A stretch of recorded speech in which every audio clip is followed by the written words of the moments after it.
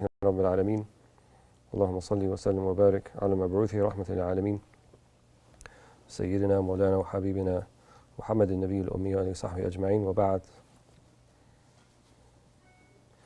So this is our last session for the course, for the Dawrah, and we have read through most of it. The remaining sections include the miracles of the Prophet ﷺ, his mu'jizat.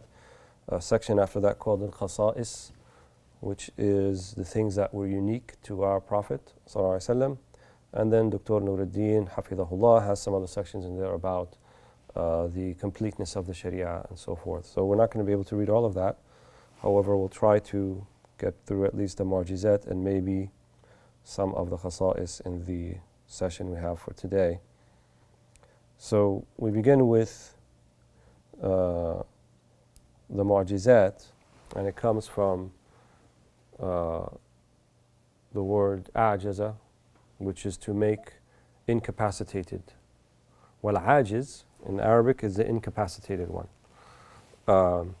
So when you have a ruba'i form, which is a'jaza with the alif or the hamza in front of it, then it becomes a transitive verb, so then it means to incapacitate someone else.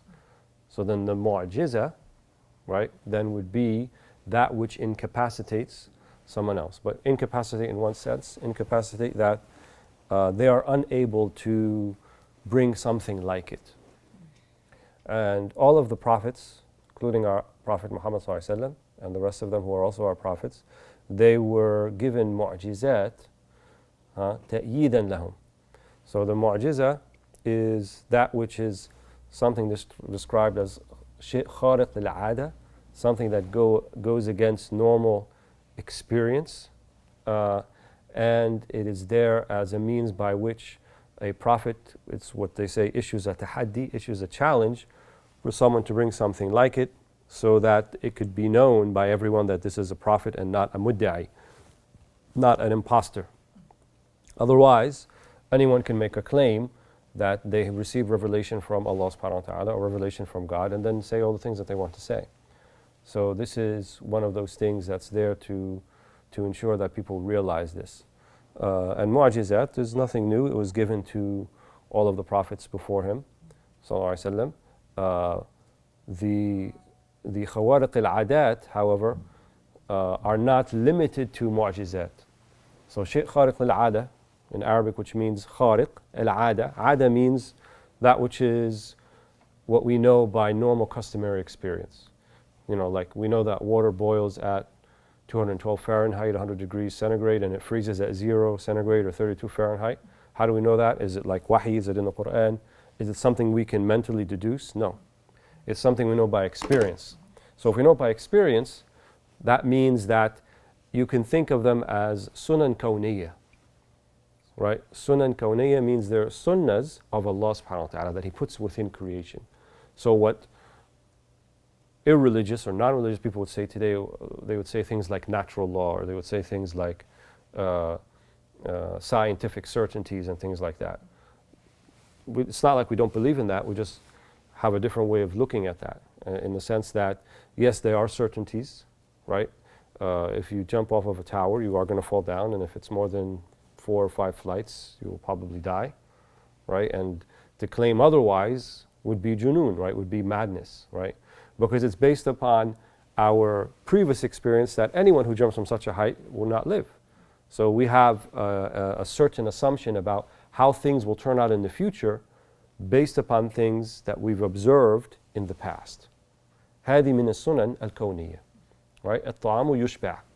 Food satiates, right? What, you know, if food didn't satiate, then why, when we become hungry, why would we want food? And then when we have food, we feel like, okay, I'm full, I don't need to eat anymore. Or if I'm thirsty and I drink something, then I don't need to drink anymore, and so forth. So those things are adat. However, unlike what the scientific or the so-called atheist scientific community would say, because they're not all atheists, we believe that these adat can be contravened. Why? Because the one who put in place the idea of the adat, of how they are normally, or what we think perceive to be normally, is the same one that who can change that, namely Allah subhanahu wa ta'ala.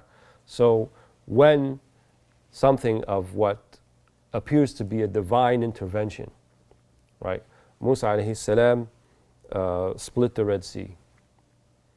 Normally the sea does not part in the middle, right? But on that particular occasion, it parted for Musa alayhi salam. هذا شيء خارق العادة وهي معجزة, right?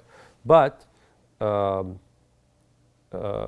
we don't say that such an occurrence defies belief or defies rationality, unlike this atheist community would say, right? Because they believe that the only type of knowledge you have is that which you can observe and experience, and that there's nothing that would supersede that.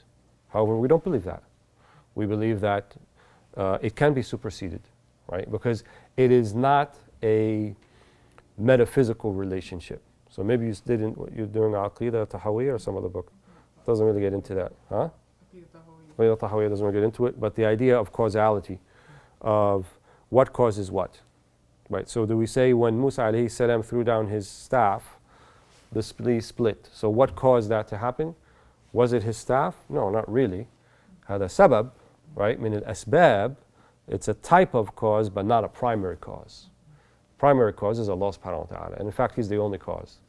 So when we say divine intervention, there's kind of tasamuh in that. There's kind of, we're using that loosely because literally every infinitesimal moment of creation of dunya is a divine intervention. Because every single infinitesimal moment Allah creates it. So He's kind of continually divinely intervening, right? It's not just happened once and then it was finished, right? And Allah is not the master clockmaker. He wound it up and left it alone, as some would say. No, we don't say that. But every single instant is being created by Allah subhanahu wa ta'ala.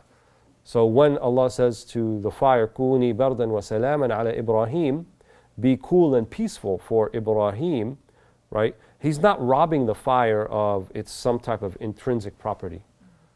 He's telling the fire that just as I told you to be hot and burning, I can tell you to be cool and peaceful.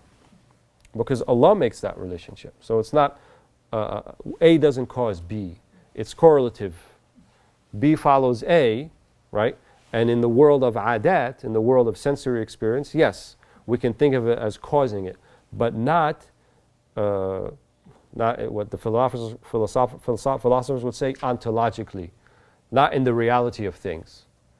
Because even the most famous empiricist, a man by the name of David Hume from Scotland, who lived in the 18th century, didn't believe that A causes B. He said, you can't know that, right? It caused it? No, we can see that B came after A in time. That doesn't mean that A caused B, right? There could have been something else that caused it, or something we're not seeing.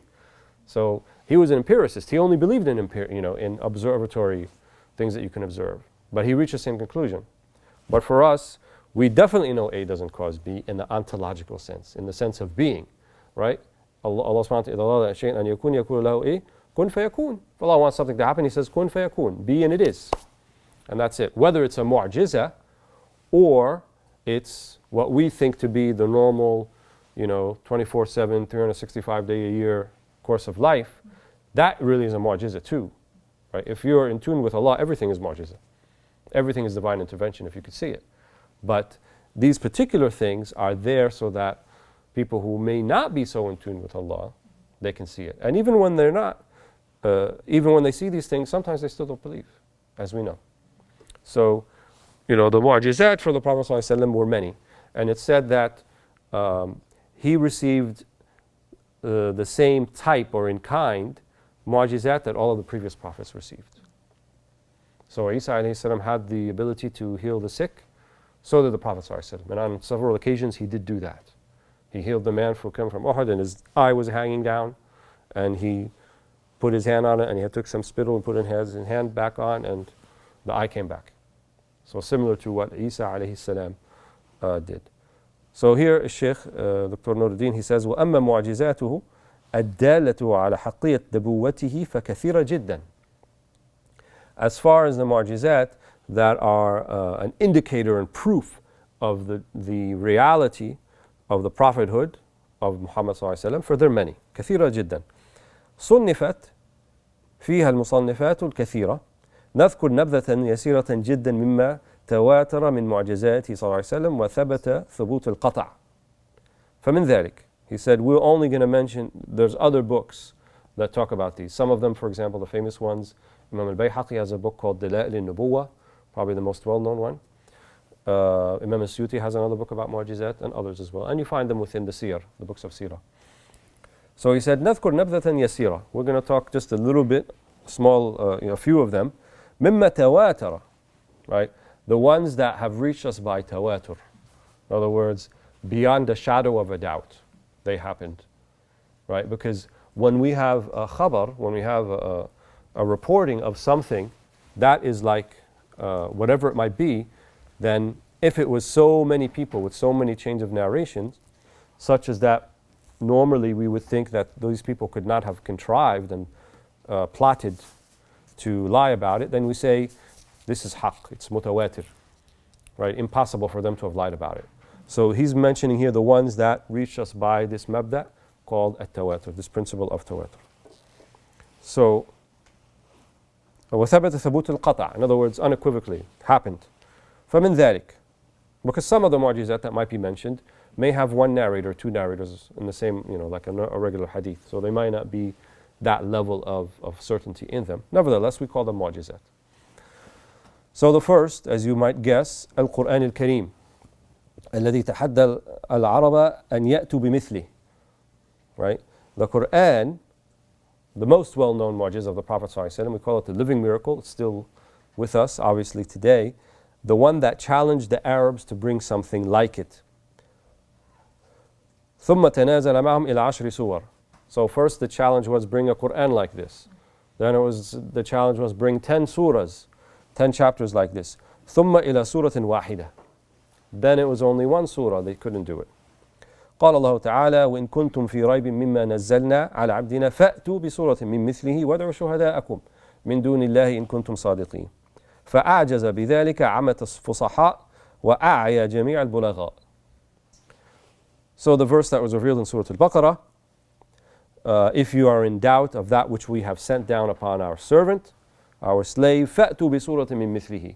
Then bring a surah, a chapter, something like it. وَادْعُوا شُهَدَاءَكُمْ, and bring your witnesses in مِن دُونِ اللَّهِ, without Allah, إِن كُنْتُمْ صَادِقِينَ. Right? And the reaction of the Arabs proves it was a miracle. Because of all the things that they tried, right? They tried to influence the Prophet ﷺ himself. They offered to make him a king. They give him women. They give him everything he wants. They tried to coerce Abu Talib. They persecuted them. They had the boycott and they stayed in the Sha'b Abi Talib. They chased after him when he went to the Hijrah. They sent an army in both Badr and Uhud. They sent a larger army in Al-Khandaq, 10,000 instead of the 3,000. So they didn't give up, really, until the end. And things that were quite difficult and at much expense. Wouldn't it have been so much easier just to bring something like the Qur'an and then prove that he's the imposter, if that's what he is? That would have been the easy thing to do. But they didn't do that because they couldn't do that. They didn't know how to do that. In fact, when they would listen to the Qur'an, some of them would be greatly affected. Al-Walead al-Mughira is narrated on one occasion, when he listened to it, right, he said, it's something, أعلاه لمثمر وأسفره لمغدق وإن فيه حلاوة وإن فيه طلاوة. He said, it's great and it's like fruitful and it's sweet and nothing like I heard before. He goes back to his friends in Quraysh and they said, no, Saharaka Muhammad. He did some magic on you. He did some real big magic because you're beginning to get affected. You got the virus. You're getting affected by the magic, so you better stop. But he was affected. And so the Quraysh realized, wait a minute, we can't even listen to him.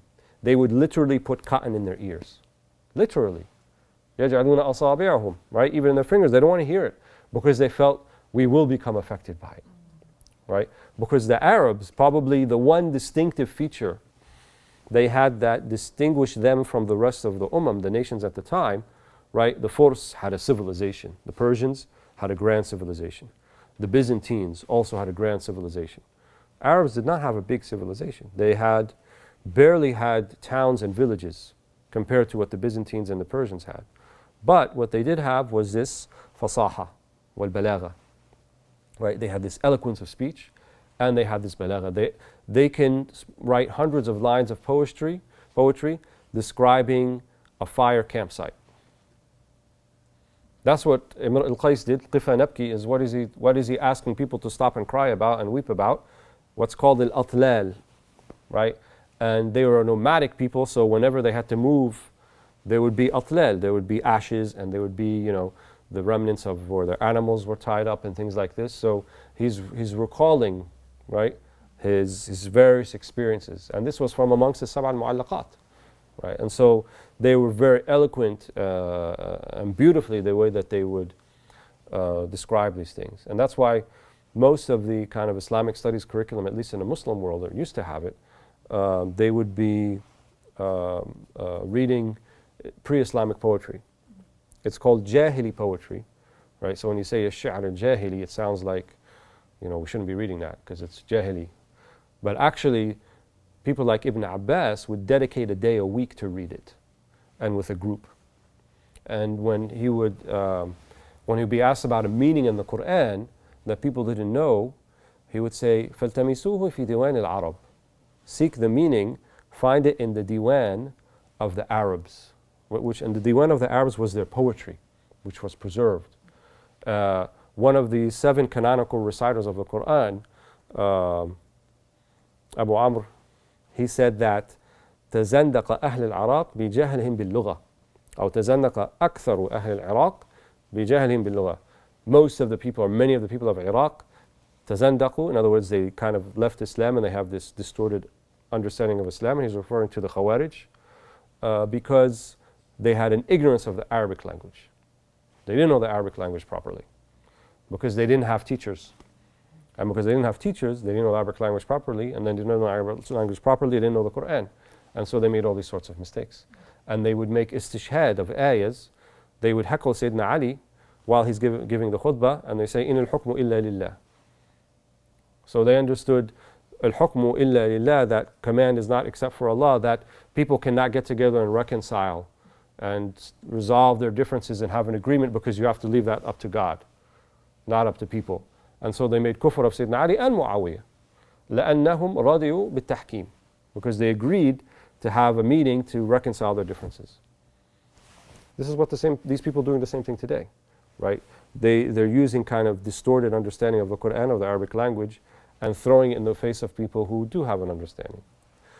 So the Quran al-Kareem, the Arabs could never bring something like it. How is it mu'jiz? In what way couldn't they bring something like it? There's many, many opinions and many books have been written about this particular topic. But probably the most, or one of the most important ones that I've had access to and I've read some, is Abdul Qahir al-Jurjani, called Dala'il al-A'jaz. And al-Jurjani, he said that there's something about the Quran that's not just its letters, it's not just its grammar, it's not just the balagh and the meanings, but something called a-nazm. Right? And a nazm means the way that it's organized. So like one of the first verses of Surah, or the first verse of Surah Al-Baqarah, Alif Lam Mim, which are 3 letters, right? ذَلِكَ الْكِتَابُ لَا رَيْبَ فِيهِ هُدًى لِلْمُتَّقِينَ. So it's using the same 28 letters that all the other Arabs were using. It's not like they brought some of these kind of weird and unknown words and letters. No, the words they know, the letters they know, but somehow when it's put together, they can't bring something like it.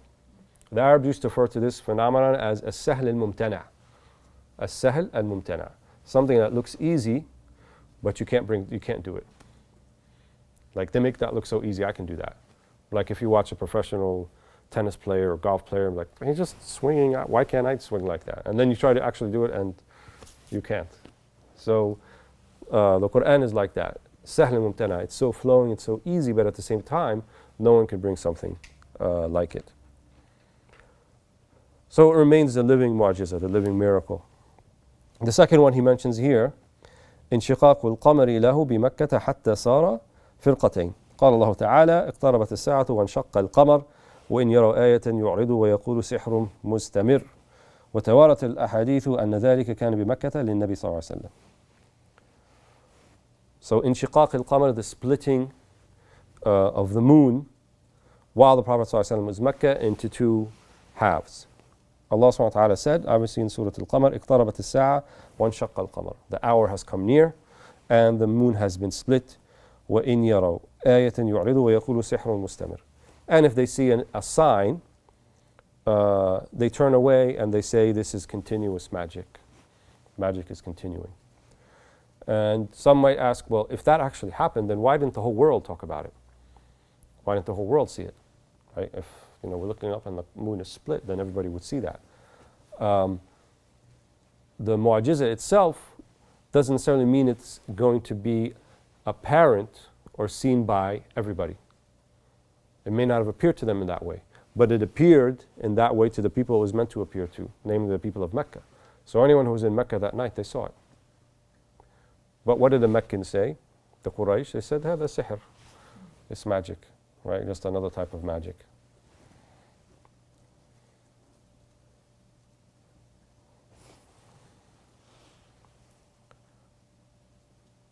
تكثير الطعام القليل. The third one he mentions, small amount of food, but it feeds many, many people. This is one of the hadith in the Shamaail as well. حتى أطعم منه الخلق الكثير وهو متواتر في وقائع كثيرة منها إطعام جيش الخندق كلهم من صخرة والطعام بحاله. And the one in the Khandaq that he mentions was that they were working, and one of the Sahaba, I think it was Jabir, but I can't be certain, one of the Ansar, came to the Prophet ﷺ and he said, I want to invite you to have some supper with us. And the Prophet ﷺ accepted, and then he told him, but everyone's coming. So he's like, imagine you had you invite someone over, and then like there's 200 people, and you have to tell your wife that's 200 people coming over, and they only had this sakhla, which is a small goat. And the Prophet ﷺ, don't worry, just keep the pot cooking and we'll be fine. And so when they get there, each person took, and they took, and they took, and they took. 1,000 people ate from a qidr, from a small pot this big, and they all ate from it. On another occasion, the Prophet ﷺ did something similar, and he said, take out the shoulder. So one shoulder was taken, then a second, and then a third. And then one of the men at the meal asked the Prophet ﷺ, doesn't a sheep only have 2 shoulders? And the Prophet ﷺ said, if you had been quiet, we would have had as many as you wanted. If you had been quiet about it, if you didn't ask that question. Sallallahu Alaihi Wasallam. رابعا نبع الماء.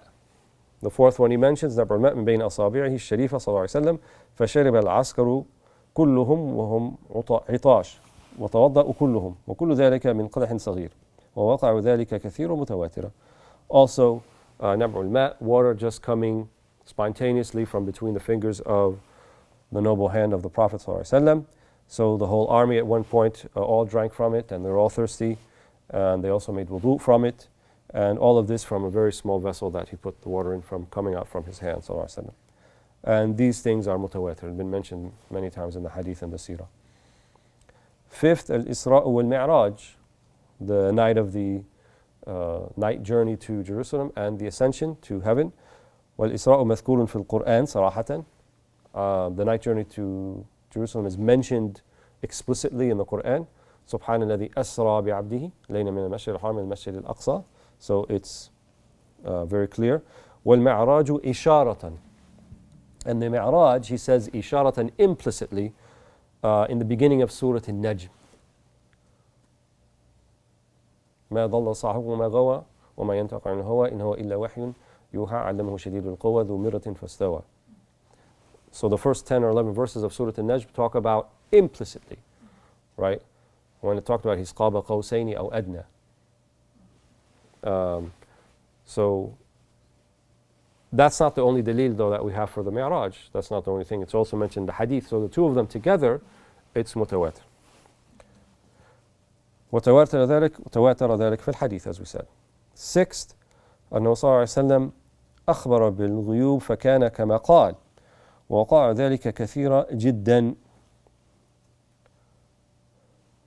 منها تقتل عمارا الفئة الباغية وأن عثمان تصيبه بلوى وله الجنة وأن الحسن بن علي رضي الله عنهما سيد يصلح الله به بين فئتين عظيمتين من المسلمين وإذا هلك كسرى فلا كسرى بعده وإذا هلك قيصر فلا قيصر بعده والذي نفسي بيده ليفتنن كنوزهما في سبيل الله وغير ذلك كثيرا جدا. Prophet ﷺ also foretold of things that were yet to happen. Such as he told Ammar ibn Yasir that he will be killed by al-fi'ah al-baghiyah, the Khawarij, which he was, رضي الله عنه. وأن عثمان تصيبه بلوى وله الجنة, and that Uthman will go through a great tribulation, but he will have Jannah because of it. And that happened as well. And that Sayyidina al-Hasan, his grandson, رضي الله عنه, سيد يصلح الله به بين فئتين عظيمتين من المسلمين, that he will be the one who will reconcile between two large groups of Muslims. And this happened after the death of Sayyidina Ali, رضي الله عنه. The people of Hijaz, Mecca and Medina, they gave bay'ah to Hassan, and the people of Syria remained with Muawiyah, and so there were two big forces that were about to come to blows. And Sayyidina al-Hasan offered to give up or to compromise and not seek the Khilafah, and to transfer the Khilafah to Muawiyah. And in this way he avoided the spillage of blood between two great groups of Muslims, as the Prophet ﷺ said so. وَإِذَا هَلَكَ كِسْرَى فَلَا كِسْرَى بَعْدَهُ. And if Kisra, or the leader of Persia, was destroyed, then there's no one after him, and that's actually what happened.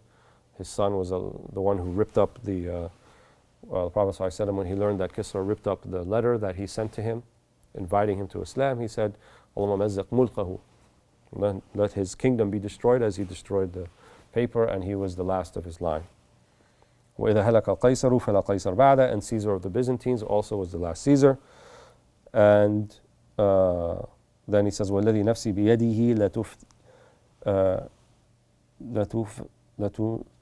لَتُنْفَقَنَّ كُنُوزَهُمَا فِي سَبِيلِ اللَّهِ. And you will reach their treasures and you will use them فِي سَبِيلِ اللَّهِ, which actually happened too, both of the Byzantines and of the Sassanids or the Persians. وَغَيْرُ ذَلِكَ كَثِيرٌ جِدًّا. Right? And many times otherwise that happened as well. Seventh, حنين الجذع شوقا إليه صلى الله عليه وسلم وكان يخطب على جذع شجرة فصنع له المنبر فرقيه ليخطب عليه فحن الجذع إليه وسمع الناس صوت الجذع بذلك فنزل إلى النبي صلى الله عليه وسلم وضمه فسكن. So these next two are about things that are seemingly inanimate, but they seem to have life, like this particular palm tree trunk that the Prophet ﷺ used as a mimbar in the mosque in Medina, where he would give the khutbah. So he used to give the khutbah on that jid'a, and then the Sahaba said, let us build you a real mimbar, which they did. And so then he started to go up it, the mimbar that they made, and the Sahaba, all of them claimed, truthfully, that they heard a loud scream that like they never heard before. But none of them made that scream. It was actually the date palm trunk that was still there. So the Prophet ﷺ goes back down and he puts his noble hand on it, and it calmed down after that. وَسَمِعَ النَّاسُ الصَّوْتِ الْجِذْعَ بِذَلِكَ. Right? They heard that type of scream. So he held it, and then it calmed down after that. جِذْعَ النَّخْلِ. There are other incidents like the camel that, he doesn't mention it here, but the camel that complained to the Prophet ﷺ that its owner would abuse it. Even animals would give him salams as he'd walk by. Stones, right? The eighth one he mentions here, تَصْبِيحُ الْحَصَى بِيَدَيْهِ صلى الله عليه وسلم وَسَمِعَ الْحَاضِرُونَ ذَلِكَ. That he would have pebbles in his hand, and these pebbles would be making tasbih, and people heard it while it was in his hand صلى الله عليه وسلم. أطعم السم في ذراع الشاة ومعه بعض أصحابه فمات من أكله لحينه وعاش هو صلى الله عليه وسلم 4 سنين وأخبره ذراع الشاة مسموم أنه مسموم. So the very famous incident after Khaybar, when the Prophet ﷺ was given a poisoned shoulder of the lamb, and some of his companions ate from it, and those who did eat from it actually died from it. The woman who had done this was she was Jewish, from the Jewish tribes. She did become Muslim, and when she was asked, why did you do that? She said, well, I wanted to see if you're a real prophet or not. If you were, then it shouldn't affect you. But the Prophet ﷺ, it said that as he was putting it in his mouth, then either Jibreel or that piece of meat told him it's poisoned, and he took it out.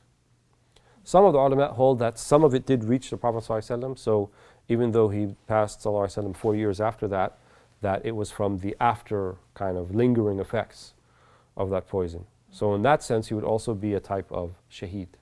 So jama' bayn al-shahada wa al-nubuwah. Wallahu a'lam. And the woman who did become Muslim after that, the Prophet ﷺ forgave her. However, she did cause the death of one of the companions, so he had to apply the had punishment to her because she killed someone, even though, but she became a companion nevertheless, even though she did that. رضي الله عنها.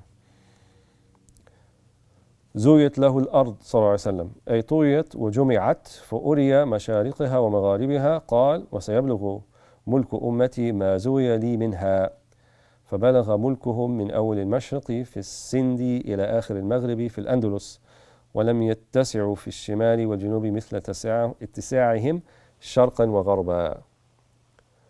So the Prophet ﷺ here says زويت له الأرض. It means that it was kind of presented to him or made small in his eyes so that he saw all of it. So he saw the east and the west, and then he said صلى الله عليه وسلم so وسيبلغ ملك أمتي ما زوي لي منها. And he said the sovereignty of my ummah will reach that which has been presented before me.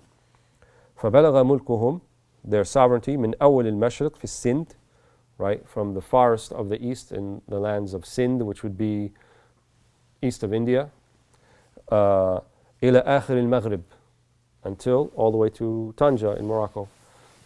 Some of the ulama, they say من جاكرتا لطنجة ومن غانا إلى فرغانة. Tanja, Tangiers in Morocco, to Jakarta, Indonesia, which is the whole like southern hemisphere, and the north-south from Ghana to Firghana, Siberia. And that's how far Muslims went within a century of the Prophet ﷺ. Not many, many years after, but within a century of the Prophet ﷺ. And finally, the last mu'jiza he mentions here, أخلاقه صلى الله عليه وسلم الحميدة وشمائله المجيدة صلى الله عليه وسلم التي سبق أن أشرنا إليها فإنها من أعظم المعجزات. And this is one that Qadi Iyad, I believe, also mentions, that the very character of the Prophet ﷺ and his Shamaail is a mu'jiza too. It's a type of miracle, because there's no other human being who could possibly be like that, in the sense that the Prophet ﷺ was. And I would say that definitely the early companions, and maybe a plurality of them, became Muslim based upon the character of the Prophet ﷺ more than anything else. Definitely Sayyidina Khadija, definitely Sayyidina Abu Bakr as-Siddiq. Because the early companions, there wasn't a whole lot of Quran that was revealed to them, right? It was spread over 23 years. So especially the ones who only received the first 3 or 4 verses of Alaq, Surah Al-Alaq. And then there was 2.5 years, there was nothing. But who became Muslim in that time? Sayyidina Khadija, Sayyidina Abu Bakr as-Siddiq, Sayyidina Uthman, Abdurrahman ibn Auf, Zayd ibn Haritha, Sayyidina Ali ibn Talib. So this close group, right, they became Muslim by virtue of who the Prophet ﷺ was, what they know him to be, from his magnificent and beautiful character. Sallallahu Alaihi Wasallam.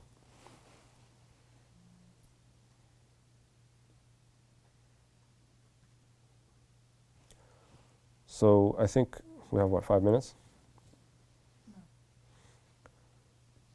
We'll just try to get through some of the khasa'is. So as we mentioned earlier, the khasa'is are things that are unique to the Prophet ﷺ, unique in the sense that they are distinctive to him and no other prophets were giving something like it. And he usually mentions these specifically. So the first one, Al-Quran al-Kareem, the Quran itself. No other prophet was given a book like the Quran, which is the revealed word of Allah subhanahu wa ta'ala. Yes, the Injil is the revealed word as it was in its original pristine form, and was the Tawrat, and were the Psalms of David, is Zabur, and was the Suhuf Ibrahim and Musa, and the tablets or the scripture of Abraham and Moses. These were all the words of the revealed words of Allah subhanahu wa ta'ala, and you'll find no contradiction between those in the original form and anything that's in the Quran. In fact, you'll find what's called وَمُصَدِّقًا بِمَا يَدَيْهِ مِنَ التَّوْرَاتِ. Right? This is mentioned about وَمُهَيْمِنٍ عَلَيْهِ in another verse. That what's in the previous books it verifies that this Quran is true, and the Quran is muhaymin. It supersedes all that came before it without contradicting it. There's no contradiction. So there's never going to be a type of naskh or abrogation in realities of the universe. So you're not going to find in the previous books that will say that there was 2 moons and now there's only 1, or anything like that. What there is naskh or abrogation in is ritual practice. How we pray, for example, how we fast, dietary laws, we know there's abrogation. It mentions it in the Quran, right? It mentions that the previous ummah, they had things that were haram for them that are not haram for us, especially in terms of dietary things. So we know that's thabit, that's definitely there. But the Quran is unique in that it was the only book revealed that it's also muta'abbudun bihi. Just the mere recitation of it, the tilawat of the Quran, is something unique to the Quran itself, amongst other things. The second things he mentioned here, نصر الله إياه بإلقاء الرعب في قلوب أعدائه مسيرة شهر. قال صلى الله عليه وسلم نصرت بالرعب مسيرة شهر وهذا لأمته ما كانت على اتباعه صلى الله عليه وسلم. This one is often misunderstood. It's called Nasrullah, that Allah aids His Prophet ﷺ بإلقاء الرعب, by casting fear into the hearts of the Prophet's enemies ﷺ. And that's actually a manifestation of mercy. Why? Because if fear is enough for you to capitulate and not to actually fight, then lives are saved and blood is not spilt, and truth and mercy reign supreme rather than corruption and aggression. And so this was a type of mercy. People don't understand that in the previous ummah, when people cross their prophets, that's it. They're done. Right? Qawm Ad, Qawm Thamud, Qawm Nuh. Didn't they all make a mockery of their prophets? And then they all defy them? And what happened to people who defy them? Sayyidina Lut, Lot? They were destroyed. As-salih ma'at-talih. Right? Even amongst, there may be some good amongst them, but everyone. Complete destruction. Right? These cities are buried miles beneath the earth today. We don't even know where they are anymore. But for the Prophet ﷺ, no such punishment. Those who opposed him. Instead of that, we have struggle with them, what we call jihad. And jihad takes many manifestations. Amongst the manifestations is, yes, armed military struggle. Yes, that's part of it. Can't deny that. But it's not the most important part, nor is it the primary part. But rather, it's a facet of it. It's one of the parts. And that is actually much more merciful than the type of divine judgment that was being put in place by Allah subhanahu wa ta'ala on these previous these previous nations who defied God by defying His Prophet or His prophets, a number of them. So we don't believe, we don't say things like, Allah's going to smite all these people because they crossed us. Allah subhanahu wa ta'ala didn't do that for the Prophet Muhammad sallallahu alaihi wasallam. So why would we say something like that? Oh, just wait, look, those people did it to us, Allah's going to take care of all of them like that. No, we have shura al-jihad, jihad al-kalima, right? It could be of a word, right? To speak the truth, to say the truth, to struggle against yourself, to be a truthful person. These are all manifestations of jihad. And this is what he was given the Prophet ﷺ, ilqa al-ru'ab, that for the Prophet ﷺ and anyone who follows the way of the Prophet ﷺ, that it's enough to hear, right, for the enemies, the adversaries to hear that he's on his way, that they stay put and they hold and they don't, try to be the aggressor. The third one, and Nabi sallallahu alayhi wa sallam, مبعوث إلى الخلق كلهم عربهم وعجمهم أولهم وآخرهم قال الله تعالى وما أرسلناك إلا كافة للناس بشيرا ونذيرا وقال صلى الله عليه وسلم وكان النبي صلى الله عليه وسلم يبعث إلى قومه خاصة وبعثت إلى الناس عامة أي في كل زمان ومكان.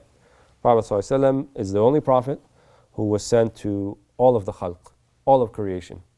And what we mean by all of creation, not just ins, not just human beings, jinn as well. And he's also the prophet of the universe, everything in it. So if we were ever to find, Martians or people living on Venus or, some distant planet, Klingons or whatever, then he would be their prophet too. Not that I'm saying that thing actually exists, but if, hypothetically speaking. So he was sent to everyone. to the Arabs and to the non-Arabs, to the first, to the last, whatever. That's why we see that everyone coming after the Prophet ﷺ is the Ummah of Muhammad ﷺ. The Ummah is not specific to the Arabs or to only those who accepted Islam, but everyone is included in this. So the Prophet of anyone alive today is Muhammad ﷺ. Jesus is not the Prophet of anybody alive today. Nor is Moses, nor is David, nor is Abraham, nor is Sulaiman. There are prophets in the sense that we acknowledge them as prophets that were sent to previous nations, but they're not the ones that we would follow specifically. We wouldn't follow their Sharia. We follow the Sharia, the way of Muhammad ﷺ.